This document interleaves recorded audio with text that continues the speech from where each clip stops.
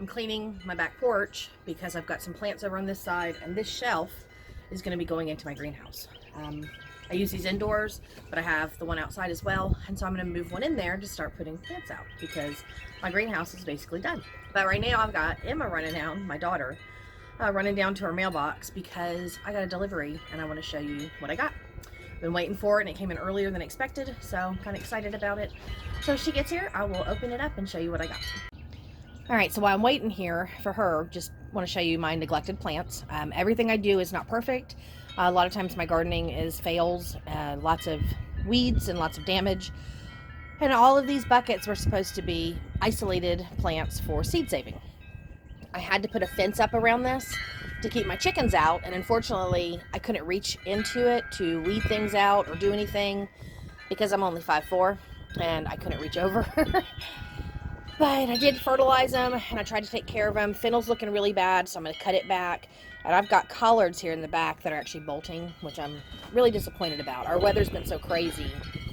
I've got things that bolted that shouldn't have. And then I just have stuff that bolted and died, and lots of weeds. So it may just be greens for the chickens, but I went ahead and restarted everything indoors, and so I'll transfer everything out when that's ready. But I just want to show you, I'm not always perfect when it comes to gardening. I mean, look at my leeks. These poor little guys are sad. They're browning up and look gross, so I'm gonna have to get those transplanted. And there's a chicken feather in there, so that's an added bonus, I guess. But yeah, just want to show you it's not all, you know, sunshine and sparkly green. There's some things that just don't go as planned. Okay, so I actually had to come inside because it is so windy outside I can't even hear myself think.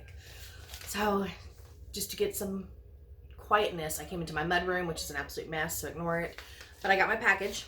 It's a package from Mary's Heirloom Seeds, and she was on Wide Family Farms live stream a few weeks back, and I actually spoke with her and was asking her a few questions, and one of the main ones was, when do you get your seeds back in? Which she replenishes on Saturdays. And so I checked and was able to finally get exactly what I wanted. But when you buy seeds from any company, you never buy one, you always buy a ton. So I ended up with a lot more than I expected. But that's okay. I love seeds, so I'm good with that. So anyway, she threw in a couple free packets. And I wish these had pictures to show you, but they're just brown envelopes.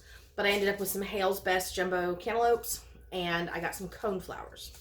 So, actually that says cornflower. I'm sorry, cornflowers. So that's nice. I always love free seeds. But not a whole lot of variety here. Nothing too crazy, just some standard stuff. I got some Mongolian giant sunflowers. I'd really like to plant those in honor of somebody I knew from YouTube. His name was Mark from the house on Ava Road.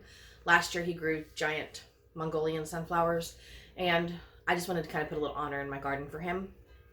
So I'm going to grow those. Instead of a standard, I thought I'd do the Mongolians. I got mountain cranberry, which is also known as lingonberry, so that's a cool one. Make a lot of jams with that and sauces and things like that. And plus, from what I've understood, if you plant the red berries like that around trees like your cherry trees, then the birds will go for those before they go for the cherries. So maybe, I mean, my cherry trees aren't going to produce this year, but maybe in a couple years when I have a nice patch of cranberries, mountain cranberries around my cherry trees, maybe they won't eat all my cherries and I won't have to worry about all that. I bought some atomic red carrots, really nice, beautiful red, atomic red carrot. Got some of those. Dragon tongue mustard. Now, this one was kind of unusual. I don't usually grow mustard greens, but that one was purple, and I thought, why not? I love purple. Bought some more toothache plant. Grew it last year. It was really, really great, but I lost my seeds. I lost a lot of seeds, but I have no idea what I did with them, and I think I left them in the garden, which means I might end up with a patch growing in my garden somewhere. Bought some more Victoria rhubarb. Had 7 plants last year, and a lot of them died. And so far, only one has come back this spring. I'm waiting to see, but I need to get some more rhubarb out in the garden. I got this white Monarch of Velt flower. It's absolutely beautiful. I'll have to show you in a picture, or you'll have to look it up. I can't explain it the way that I want to, but it's a white flower that almost looks like a daisy. Except where the center is, it's surrounded in like a navy bluish black color and then an orange. And to me, it's very reminiscent of like Native American tapestry weavings. So I thought that was beautiful. So I wanted to put that one in there.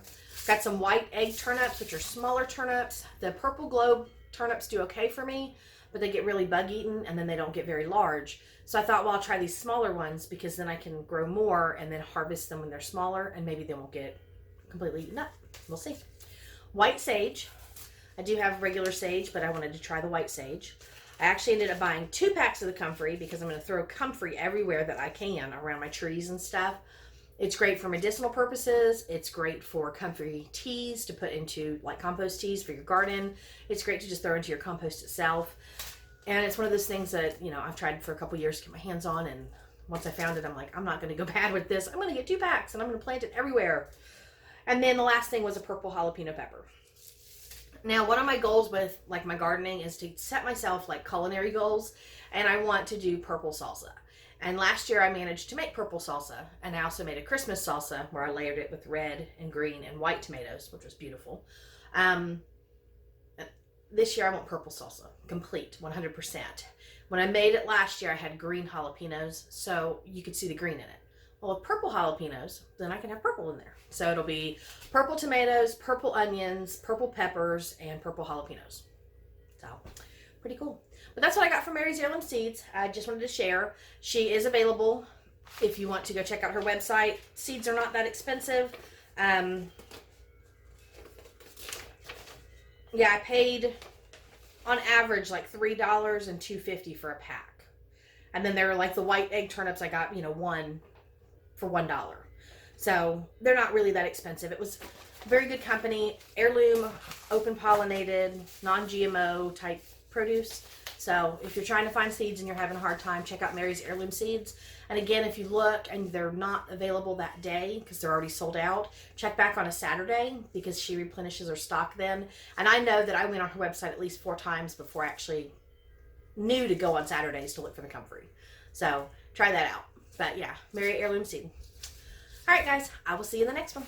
Bye.